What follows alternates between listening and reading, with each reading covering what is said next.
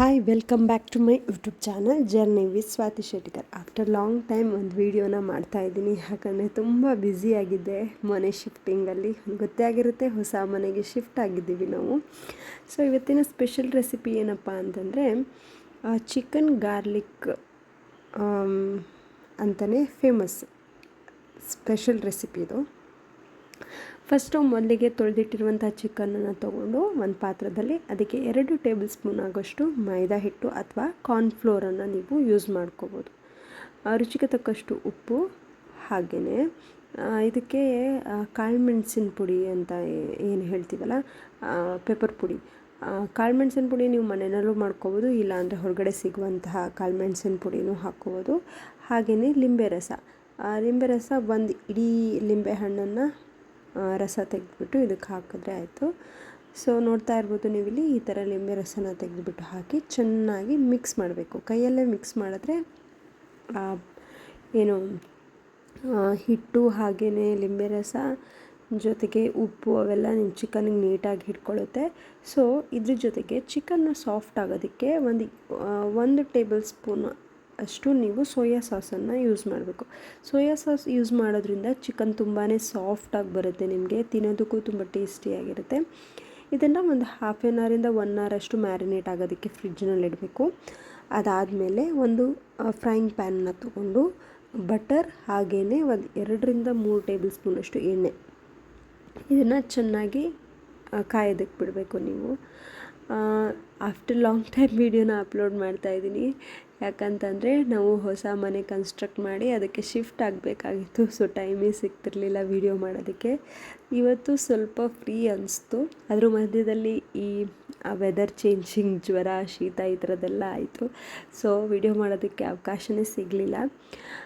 ಇವತ್ತು ಬಿಡುವು ಮಾಡಿಕೊಂಡು ಒಂದು ವಿಡಿಯೋನ ಪೋಸ್ಟ್ ಮಾಡ್ತಾಯಿದ್ದೀನಿ. ಹಾಗೆಯೇ ಇದನ್ನು ಮ್ಯಾರಿನೇಟ್ ಮಾಡಿರುವಂಥ ಚಿಕನನ್ನು ಎಲ್ಲನೂ ಸಿಂಗಲ್ ಪೀಸಸ್ನ ಸಪ್ರೇಟಾಗಿ ಹಾಕಿ ಈ ಥರ ಮುಚ್ಚಳ ಮುಚ್ಚಿ 2 ಸೈಡು ನೀಟಾಗಿ ಗೋಲ್ಡನ್ ಬ್ರೌನ್ ಬರೋ ಥರ ನೋಡ್ತಾ ಇರ್ಬೋದು ನೀವಿಲ್ಲಿ, ಈ ಥರ ಗೋಲ್ಡನ್ ಬ್ರೌನ್ ಬರಬೇಕು. ಸೊ ಅಷ್ಟೋ ತನಕ ನೀವು ನೀಟಾಗಿ ಫ್ರೈ ಮಾಡಬೇಕು. ಒಂದು 10ರಿಂದ 15 ನಿಮಿಷದಲ್ಲಿ ಗೋಲ್ಡನ್ ಬ್ರೌನ್ ಬರೋದಕ್ಕೆ ಸ್ಟಾರ್ಟ್ ಆಗುತ್ತೆ. ಸೊ 2 ಸೈಡು ನೀವು ನೀಟಾಗಿ ಮಿಕ್ಸ್ ಮಾಡಿ ಈ ಥರ ನೋಡಿ ಚೆನ್ನಾಗಿ ಗೋಲ್ಡನ್ ಬ್ರೌನ್ ಬಂದಮೇಲೆ ಇದನ್ನು ಸಪ್ರೇಟಾಗಿ ಎತ್ತಿಟ್ಕೋಬೇಕು. 2 ಸೈಡ್ ನೋಡಿದಾಗ ನಿಮಗೆ ಗೋಲ್ಡನ್ ಬ್ರೌನ್ ಆಗಿರಬೇಕು ಅಷ್ಟೇ, ಆಯಿತಾ. ಆಗಿಲ್ಲ ಅಂತಂದರೆ ನೀವು ಮತ್ತೆ ಒಂದು 5 ನಿಮಿಷ ಬಿಟ್ಕೊಳ್ಬೋದು. ಸೊ ಇದನ್ನೆಲ್ಲ ಸಪ್ರೇಟಾಗಿ ಎತ್ತಿಟ್ಕೊಂಡು ಒಂದು ಬೌಲಲ್ಲಿ, ನೆಕ್ಸ್ಟು ಇದೇ ಫ್ರೈಯಿಂಗ್ ಪ್ಯಾನ್ನ ಇಟ್ಕೊಂಡು ಕಂಟಿನ್ಯೂ ಮಾಡುವಂಥದ್ದು. ಸೊ ಇದನ್ನೆಲ್ಲ ನೀಟಾಗಿ ತೆಗೆದಿಟ್ಕೊಂಡ್ಮೇಲೆ ಇದೇ ಪ್ಯಾನ್ಗೆ ಅದರಲ್ಲೇನು ಸ್ವಲ್ಪ ಆಯಿಲೆಲ್ಲ ಇರುತ್ತಲ್ಲ, ಅದ್ರ ಜೊತೆಗೆ ಒಂದು ಸ್ವಲ್ಪ ಬೆಣ್ಣೆನ ಹಾಕ್ಕೊಳ್ಬೇಕಾಗತ್ತೆ. ಬೆಣ್ಣೆನ ಹಾಕ್ಕೊಂಡ್ಮೇಲೆ ನೀವು ಇದಕ್ಕೆ ಗಾರ್ಲಿಕ್ಕನ್ನ ಚೆನ್ನಾಗಿ ಸಣ್ಣದಾಗಿ ಚಾಪ್ ಮಾಡಿ ಇಟ್ಕೋಬೇಕು. ಸೊ ಇದೇ ಮೇನ್ ಇಂಗ್ರೀಡಿಯೆಂಟ್ಸ್ ಅಂತ ಹೇಳ್ಬೋದು. ಚಿಕನ್ ಜೊತೆಗೆ ಗಾರ್ಲಿಕ್ ಇದಕ್ಕೆ ಈ ರೆಸಿಪಿಗೆ ಮೇನ್ ಇಂಗ್ರೀಡಿಯೆಂಟ್ಸು. ಸೊ ಗಾರ್ಲಿಕ್ ಏನಿದೆಯಲ್ಲ, ಬೆಳ್ಳುಳ್ಳಿ, ಇದು ನೀಟಾಗಿ ಗೋಲ್ಡನ್ ಬ್ರೌನ್ ಕಲರ್ ಬರಬೇಕು. ಆವಾಗಲೇ ನಿಮಗೆ ಒಂದು ಡಿಫ್ರೆಂಟ್ ಟೇಸ್ಟ್ ಕೊಡುತ್ತೆ. ಸೊ ಗೋಲ್ಡನ್ ಬ್ರೌನ್ ಕಲರ್ ಬರೋ ತನಕ ನೀವು ಇದನ್ನು ಚೆನ್ನಾಗಿ ಹುರ್ಕೋಬೇಕು. ಇಲ್ಲಿ ಕಾಣಿಸ್ತಾ ಇದೆಯಲ್ಲ, ಈ ಥರ ಹುರ್ಕೋಬೇಕಾಗುತ್ತೆ. ಯಾಕಂದರೆ ಗೋಲ್ಡನ್ ಬ್ರೌನ್ ಬಂದ್ರೇ ಗಾರ್ಲಿಕ್ ಟೇಸ್ಟ್ ತುಂಬ ಚೆನ್ನಾಗಿರುತ್ತೆ. ಸೊ ಅದಕ್ಕೆ ಗೋಲ್ಡನ್ ಬ್ರೌನ್ ಬಂದಮೇಲೆ ಸಣ್ಣ ಉರಿ ಮಾಡ್ಕೊಂಬಿಟ್ಟು ಒಂದು 2 ಟೇಬಲ್ ಸ್ಪೂನಷ್ಟು ಮೈದಾ ಹಿಟ್ಟು ಅಥವಾ ಕಾರ್ನ್ಫ್ಲೋರ್, ನಿಮ್ಗೆ ಯಾವುದು ಕಂಫರ್ಟೇಬಲ್ ಅನಿಸುತ್ತೋ ಆ ಹಿಟ್ಟನ್ನು ಯೂಸ್ ಮಾಡ್ಕೋಬೋದು. ಅದನ್ನು ಹಾಕಿ ಚೆನ್ನಾಗಿ ಹಿಟ್ಟನ್ನು ಈ ಥರ ಫ್ರೈ ಮಾಡ್ಕೋಬೇಕು. ಹಿಟ್ಟು ಫ್ರೈ ಆದಮೇಲೆ ಇದಕ್ಕೆ ನೀರನ್ನು ಹಾಕಿ ಸಾಸು, ವೈಟ್ ಸಾಸ್ ಪಾಸ್ತಾ ಮಾಡೋದಕ್ಕೆ ಹೆಂಗೆ ರೆಡಿ ಮಾಡ್ಕೋತೀವಲ್ಲ ಆ ಥರ ಸಾಸ್ ಥರ ರೆಡಿ ಮಾಡ್ಕೋಬೇಕು. ತುಂಬಾ ಟೇಸ್ಟಿಯಾಗಿರುತ್ತೆ, ಕ್ರೀಮಿಯಾಗಿರುತ್ತೆ, ಹಾಗೆ ರುಚಿನೂ ತುಂಬ ಚೆನ್ನಾಗಿರುತ್ತೆ. ಮಕ್ಳಿಗೂ ಇಷ್ಟ ಆಗುತ್ತೆ, ಖಾರ ಇರೋದಿಲ್ಲ ಜಾಸ್ತಿ. ಸೊ ಇದಕ್ಕೆ ರುಚಿಗೆ ತಕ್ಕಷ್ಟು ಉಪ್ಪನ್ನು ಹಾಕ್ಕೊಳ್ಬೇಕು. ಆಮೇಲೆ ಪೆಪ್ಪರ್ ಪೌಡರ್ನೂ ಕೂಡ ಇದಕ್ಕೂ ಹಾಕ್ಕೋಬೇಕು, ಸಾಸ್ಗೂ ಹಾಕ್ಕೋಬೇಕು, ಮ್ಯಾರಿನೇಟ್ ಮಾಡೋದಕ್ಕೂ ಹಾಕ್ಕೋಬೇಕು. ತುಂಬಾ ಟೇಸ್ಟು ಸಕ್ಕತ್ತಾಗಿರುತ್ತೆ. ಖಂಡಿತ ಟ್ರೈ ಮಾಡಿ. ಬ್ಯಾಚುಲರ್ಸ್ ಕೂಡ ಟ್ರೈ ಮಾಡಬೇಕು ಈ ರೆಸಿಪಿನ. ತುಂಬ ಈಸಿಯಾಗಿ ಮಾಡುವಂಥ ರೆಸಿಪಿ.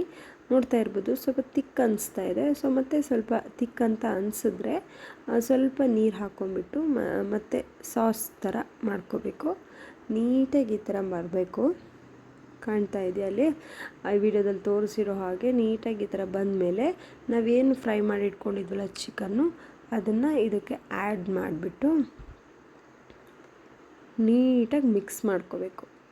ಸೊ ನೀಟಾಗಿ ಮಿಕ್ಸ್ ಮಾಡ್ಕೊಂಡ್ಮೇಲೆ ಇದಕ್ಕೆ ಮೇಲ್ಗಡೆಯಿಂದ ಕೊತ್ತಂಬರಿ ಸೊಪ್ಪನ್ನು ಹಾಕಿದ್ರೆ ನಿಮಗೆ ಗಾರ್ಲಿಕ್ ಚಿಕನ್ ರೆಡಿ ಆಗುತ್ತೆ. ಕ್ರೀಮಿ, ಟೇಸ್ಟಿ, ಹಾಗೆ ನೋಡೋದಕ್ಕೂ ತುಂಬಾ ಚೆನ್ನಾಗಿರುತ್ತೆ ಇದು ರೆಸಿಪಿ. ಖಂಡಿತ ಮನೆಯಲ್ಲಿ ಎಲ್ಲರೂ ಟ್ರೈ ಮಾಡಿ ಹೇಗಿದೆ ಅಂತ ಕಮೆಂಟ್ ಮಾಡಿ. ಇದೇ ಥರ ಇನ್ನೂ ವೀಡಿಯೋಸ್ ಯಾವುದಾದ್ರೂ ಬೇಕು ಅಂತಂದ್ರೂ ಕಮೆಂಟ್ ಮಾಡಿ. ನಾನು ಆದಷ್ಟು ಇನ್ಮೇಲೆ ವಿಡಿಯೋನ ಕಂಟಿನ್ಯೂಸ್ ಆಗಿ ಹಾಕೋದಕ್ಕೆ ಟ್ರೈ ಮಾಡ್ತೀನಿ. ಖಂಡಿತ ಟ್ರೈ ಮಾಡೋದಲ್ಲ, ಮಾಡೇ ಮಾಡ್ತೀನಿ. ಇದೇ ಥರ ರೆಸಿಪಿಗಾಗಿ ನಮ್ಮ ಚಾನೆಲ್ನ ಫಾಲೋ ಮಾಡಿ. Journey with Swathi Shettigar. ನಿಮ್ಮ ಸಪೋರ್ಟ್ ನಮಗೆ ತುಂಬಾ ಮುಖ್ಯ. ನೋಡ್ತಾ ಇರ್ಬೋದು ಈ ಥರ ರೆಡಿ ಆಗುತ್ತೆ. Thank you.